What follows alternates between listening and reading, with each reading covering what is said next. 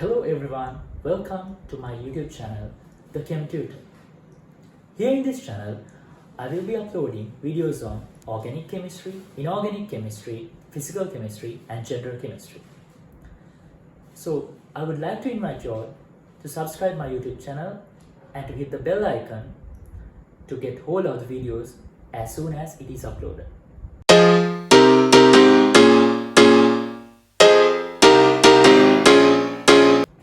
Today, I am going to explain you about isomers. So let's try to understand what isomers are. So isomers are different compounds which have the same molecular formula. So isomers can be mainly categorized into two categories. First is the structural isomers, or we can call it as constitutional isomers, and stereoisomers. Stereoisomers differ from each other because of the orientation of bonds in the three-dimensional space. But in structural isomers, we are not considering about the orientation of bonds in the three-dimensional space. So, structural isomers can be subdivided into three main groups. First is chain isomers, and second is functional group isomers, and third is position isomers. Stereoisomers also can be categorized into two subcategories. They are enantiomers and diastereomers. So enantiomers are also known as optical isomers. So let's try to understand what chain isomers are. So chain isomers are isomers which have different hydrocarbon chains. Let me explain this using a small example. So let's take C5H12. So this is a simple alkane. So for this, I can draw CH3, CH2, CH2, CH2 and CH3. But for the same formula, I can draw a structure like this. CH3, CH, CH3, CH2, CH3. Again, for the same formula, I can even draw a structure like this.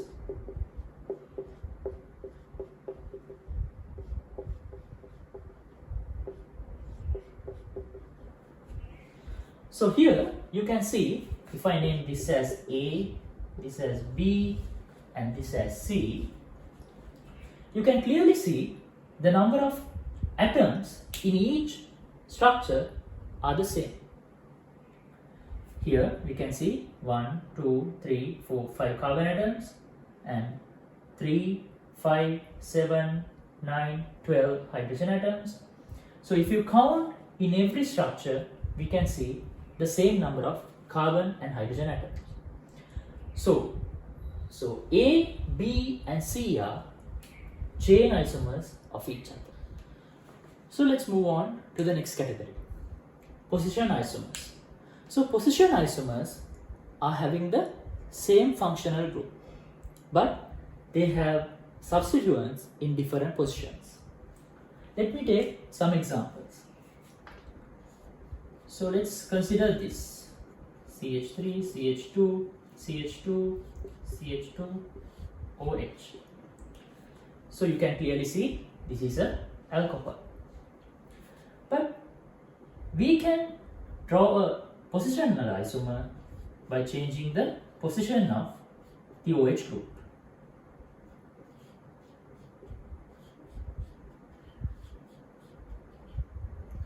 So we can clearly see this structure is also an alcohol and this structure is also an alcohol, but we can clearly see the substituent is connected here to the first carbon, but here it is connected to the second carbon. So if I take this structure as A and this as B, so we can say structures A and B are position isomers of each other. Let's try to understand what functional group isomers are. So functional group isomers are isomers which have different functional groups. So let me also explain this with a small example. So let's consider a compound like this.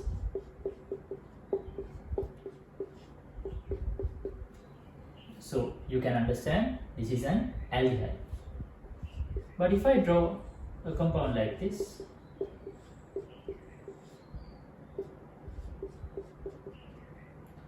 now if I name this as A and this as B, here you can clearly see the number of carbon atoms 1, 2, 3, 4, and here also 1, 2, 3, 4. And let's consider the hydrogen atoms 3, 5, 7, 8, and here also 3, 5, 8, and each structure has one oxygen atom as well. So by looking at these structures, this is an aldehyde and this is a ketone. So in these two structures, the functional group is different from each other, but they have the same molecular formula. So these structures are known as functional group isomers. Let's try to understand what enantiomers are. So enantiomers are also known as optical isomers. So isomers which are mirror images of each other are known as enantiomers. So if we consider this molecule, so these two molecules are enantiomers of each other. So in order to show this optical isomerism, there is a requirement to be satisfied. That is, there should be a chiral or an asymmetric carbon. So let's try to understand what this chiral or asymmetric carbon is. Asymmetric carbon is a carbon atom which is attached to 4 different groups like this.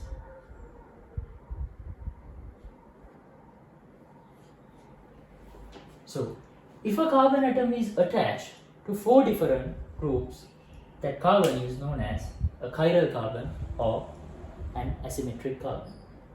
So carbon atoms which have a chiral carbon shows optical isomerism.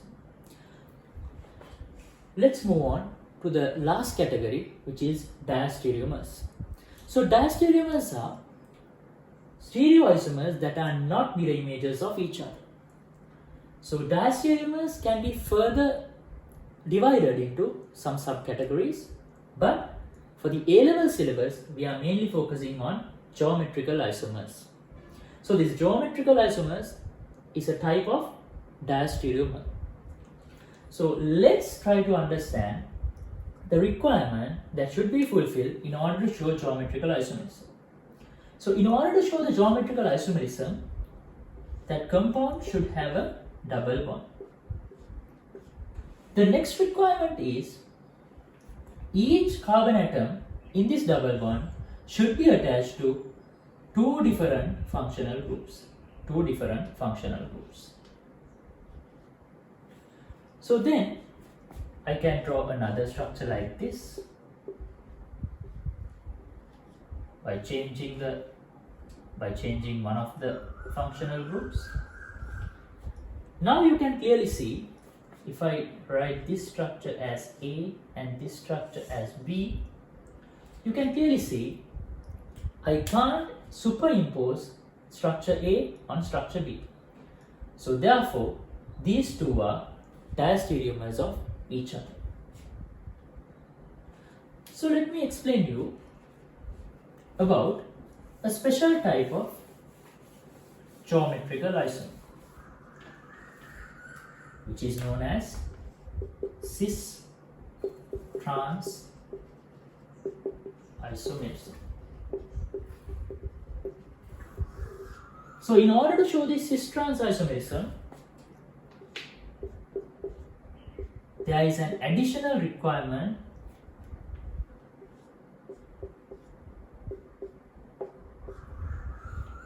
So that additional requirement is the 2 carbon atoms should be attached to a common functional group.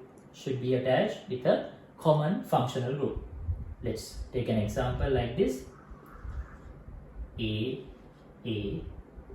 X, Y. So we can clearly see here A and here also A. But it doesn't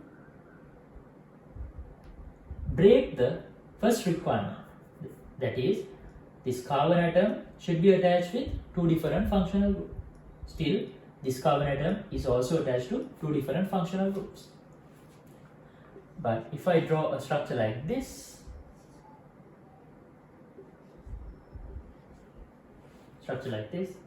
so this is known as the cis isomer. This is known as the cis isomer, and this is known as the trans isomer. So here the common functional group are in the same side of the double bond, but here the common functional group are in two sides of this double bond. So I hope that you got some idea about isomers. Thank you.